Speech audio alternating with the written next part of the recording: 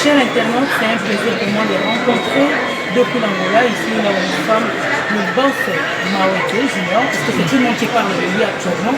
Nalwanda, qui va prendre le soutien, on a été fait, boss Mawete, boss Junior Mawete. Et alors, ma boss Mawete, ça va vous traiter par respect, 8 ans d'ailleurs, mais par curiosité, on a soif, souci, on a envie même de retrouver parce que je l'ai trouvé au côté des familles Poupa. Moi, j'ai jamais été DJ. Moi, c'est un homme d'affaires. Toujours, on entre dans la famille. Maintenant, êtes-vous amis des musiciens? Est-ce que vous êtes tout le temps Fali ici? Ouais, pour moi, Fali, c'est un frère. Bon, c'est un frère, je connais depuis Paris. Pour moi, c'est un grand plaisir. La majorité des fois, tant là, moi, je ne peux pas souvent.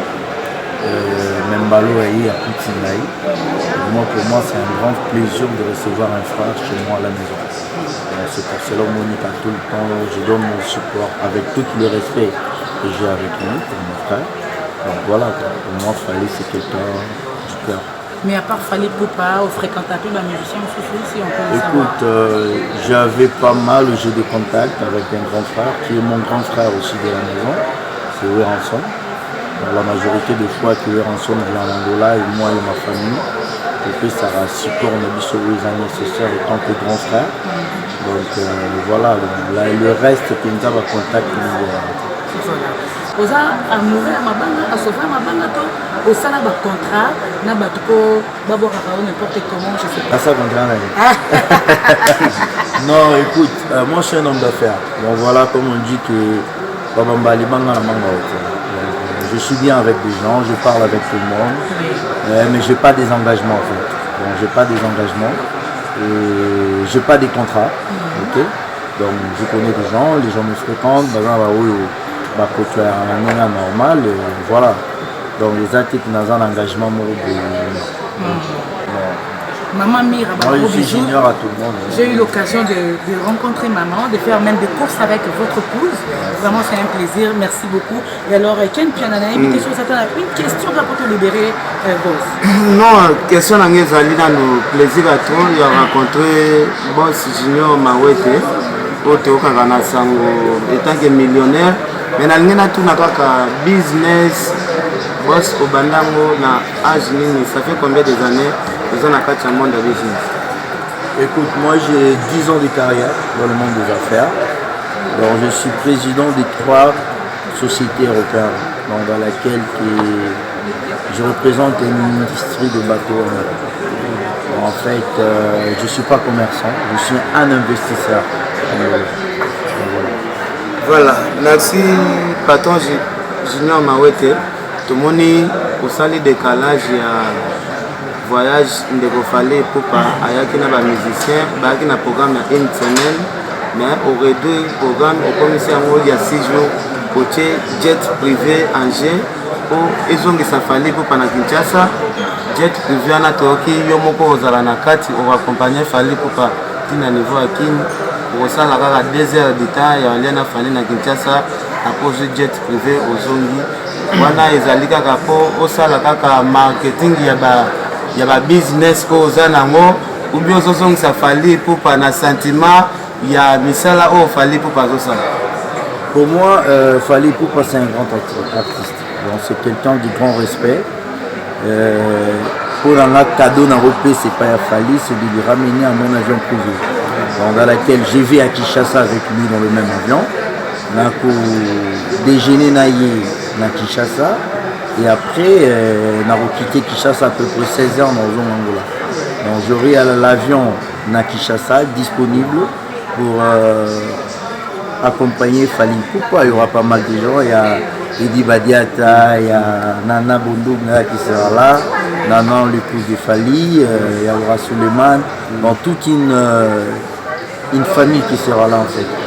Voilà, question à Nassou Gezali, polémique et continue internet, balobi, ce qui va être Junior Mawete, ils allaient grâce à faire encore.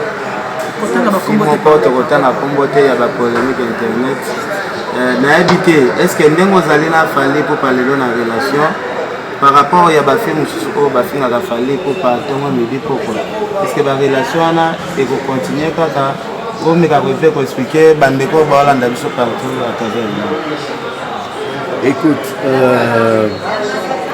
je vais te dire une chose qui est vraie, que nous tenions ça Ebinga.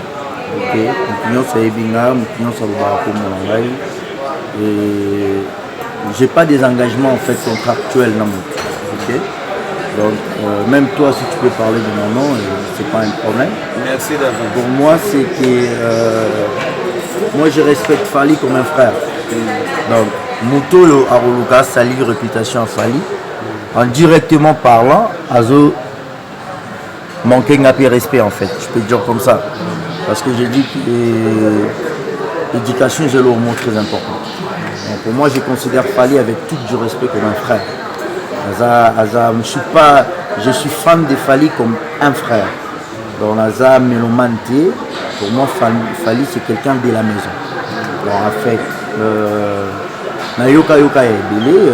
moi je n'ai rien à voir dans la vidéo. Voilà, mais je dis toujours que Moto a fait à maman la biso, papa la biso a fait une biso.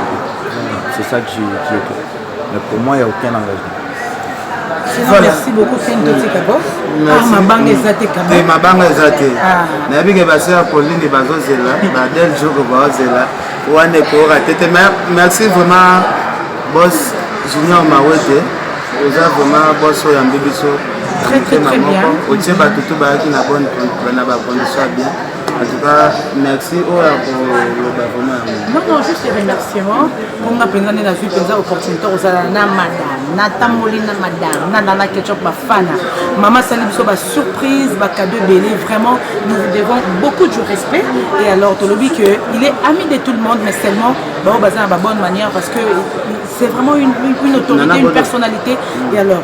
Tu as bon bato ya moi polémique balinga to moi bayeba ndinga pesi Fally jet azonga nango est-ce que ça jet ya louer soit ce que ça jet na moko expliquer biso azana combien de jet na moko. Mais écoute, moi je loue pas un avion, moi j'ai une société d'aviation. Donc c'est différent de louer. En Angola, j'ai une société d'aviation, j'ai une société des hélicoptères. Donc mon tour qui n'a pas perfil là, il peut avoir la chance de voir des avions. Donc moi je loue pas des avions. Donc j'ai un avion privé. Donc mon tour à louer un avion, mais moi je vais ramener des gens que je veux. Donc je n'ai pas loué cet avion, l'avion m'appartient à moi. Donc ça sera donc on donne déjà lobby l'avion, on a déjà lobby, mais merci beaucoup encore une fois, merci parce que accueil, les amakas et puis pour ces pays. Parce que tu as besoin de net personnellement, on a besoin de mon amour foot, on a mon yoka déjà. Quand on a déjà cette tonne qui n'a pas qui donc merci beaucoup parce que vous valez beaucoup de personnes. Nous tout le monde comme vous valez beaucoup de personnes. Merci beaucoup et mon émission à moi est un reconnaissance, remerciement, reconnaissance. C'est nana toi c'est boss et l'autre sali la émission à Biso à Kinshasa. Cadeau biso tokosala na ndenge ya mbebiso kitoko na ndenge po ozongi o chet budget enveloppe ya munene po na biso pe cadeau oyo année 2018 mobimba na chaque émission to bando ko tsaka émission donc to pesi yango 12 mois. OK. Merci beaucoup.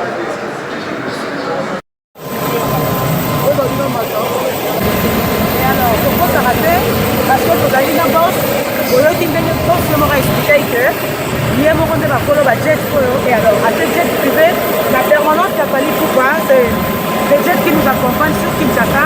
Et alors jet, c'est là de mon livre, ok, c'est la photo à Kinshasa.